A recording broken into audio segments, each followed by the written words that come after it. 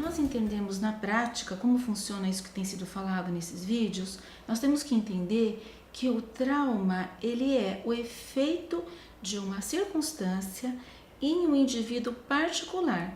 Esse efeito, ele é impregnado, ele impregna o sistema nervoso e ele não é diretamente relacionado com a circunstância em si. Muitas vezes, alguma coisa que nós achamos trivial, que nós podemos achar que foi trivial, foi traumático para uma determinada criança. Então, o que nós temos que pensar é elaborar estratégias para conseguirmos envolver essa criança dentro de um projeto de acolhimento nessas situações que podem ser difíceis para a criança, como, por exemplo, os tratamentos médicos em geral. Então, vamos agora aos fatos. A criança, ela precisa entender que o que vai ser feito no sentido de protegê-la. A criança ela pode chegar, com certeza, muito assustada pelo ambiente.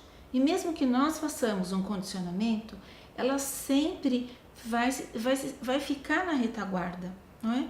Por isso que os pais, eles devem ser treinados, devem ser informados de qual deve ser, de uma maneira pontual, sua atuação para a criança sentir-se segura e para que a criança sinta sua presença de uma forma não invasiva e que não influencie negativamente o tratamento.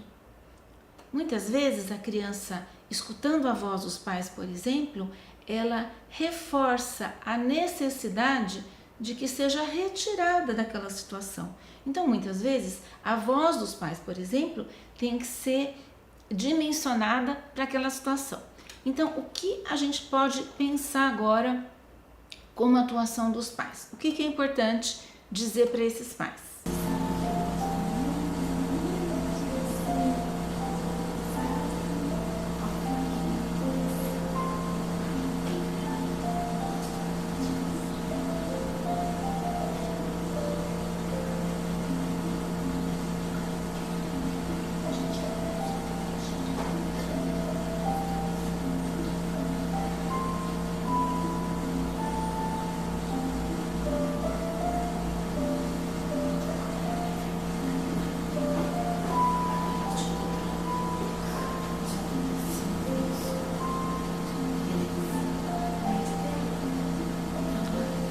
Então, seguindo esse raciocínio, os pais presentes na sala, eles podem atuar de uma maneira mais eficiente tocando a criança, melhor do que falando.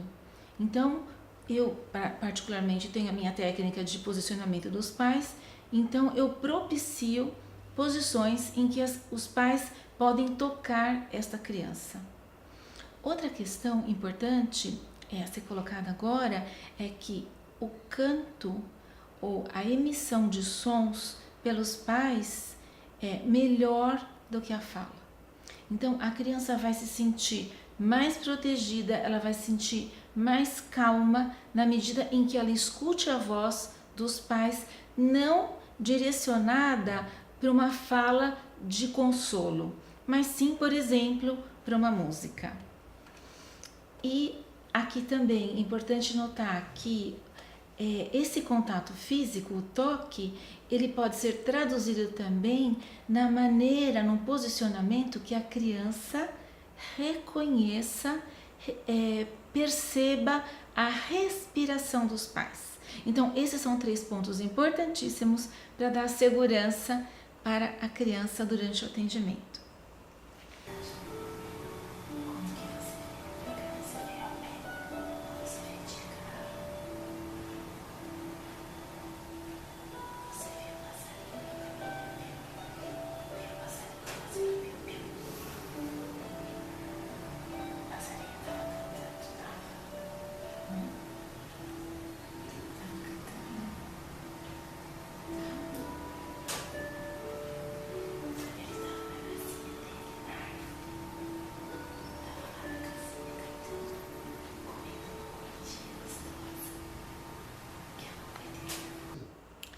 E o profissional, então, o que os pais podem esperar dessa atuação profissional. Ao profissional cabe uma parte muito importante do contato com a criança, que é o contato visual. O contato visual, ele é fundamental, mesmo sendo a criança muito pequenininha, mesmo sendo um bebê, mesmo sendo uma criança que ainda não consegue falar. Então, o que nós percebemos é que a criança responde à fala do profissional, muitas vezes com um aceno, com uma concordância de cabeça, mesmo que ela esteja chorando. Ela está chorando, mas ela responde. E ela responde também a esse posicionamento firme, seguro, tranquilo e compassivo do profissional.